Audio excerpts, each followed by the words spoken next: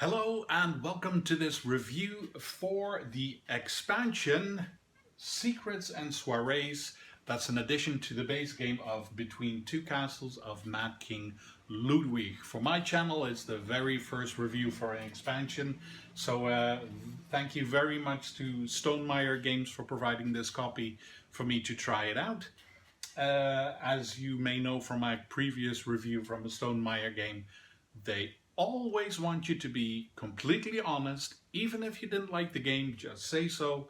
So I'll do that here. Spoiler alert, I'm positive about the game because I already like the base game as well. If you don't know it, I have a link in the description that will lead you straight to the tutorial of that. It's a fairly short video.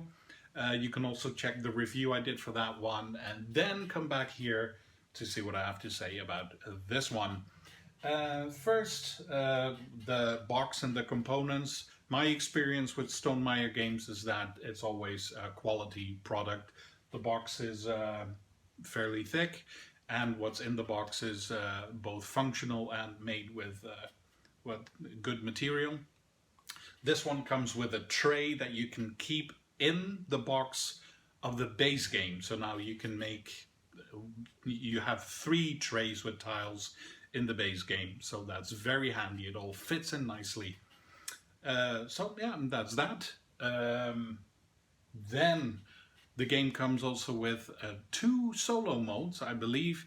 I can't say anything about that because I didn't play the solo mode and I'm not an experienced solo mode player. I live together with someone who is always willing to play the games with me. So yeah, solo mode, no idea, but do try it if that's your thing to find any information on that. As far as I know from reading online is that people are always positive about Stonemaier Games solo mode additions to a game. So the game itself, as I said, I really enjoyed the original Between Two Castles of Mad King Ludwig, the base game. That was already for 7 players. This was released at just the right time after the pandemic because now you can play it with 8 people. I have yet to play it with more than 4 people because we were in the pandemic and you have to be careful, and I was. So yeah, I haven't tried it yet with a big group, but I'm very excited to give that a try. But anyway, with the expansion you can even add an additional player, so that's quite a lot of players, 8 people, and it's not a very long game. It still is about 45 minutes each game because the game plays exactly the same. It's 2 rounds, each player takes 2 tiles. You keep takes 9 tiles, you keep 2 and you pass the rest on, and when those tiles are done you do it again, and then the game is over and you have a scoring, just like the base game. That's the same here. The 2 additions of the room, well, you've got more tiles, and just like in the base game, some rooms are quite humorous. They have funny titles or funny pictures on them. Oh, they just look nice as well. They're not all meant to be funny. And you have those 2 additions of the activity room and the secret room. The activity room to me is quite, it's a nice addition, but it's also quite simple, but it's nice to have another category. And the secret room is very nice in how it clones the room that you place it next to, and you don't even have to immediately place it next to a tile. You can just place it in your castle and then see later what you put next to it that it will clone at that moment. So yeah, there's not much to say about it since it's a fairly straightforward and simple expansion.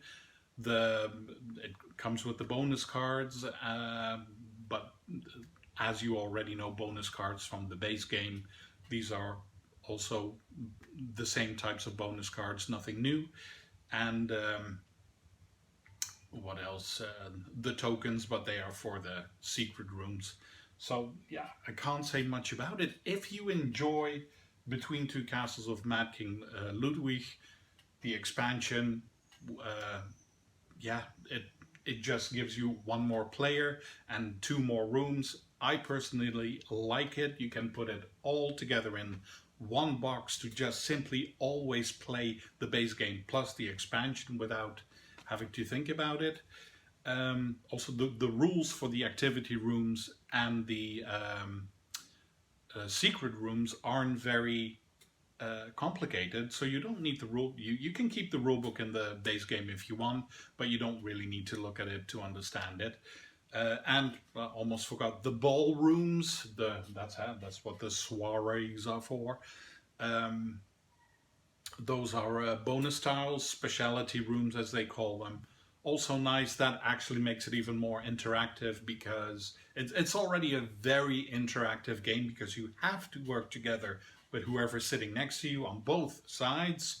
And now you can also look at their castles more because those ballrooms give you bonus points for what's going on there in the other areas. So that is a very nice addition as well to make it even more interactive, as if it wasn't already perfectly interactive. So it's as expansions goes, it's 2 thumbs up for me. It's a very playable base game, and it adds a very playable expansion and even one extra player that you can play it with now. So yeah, I'm positive about it.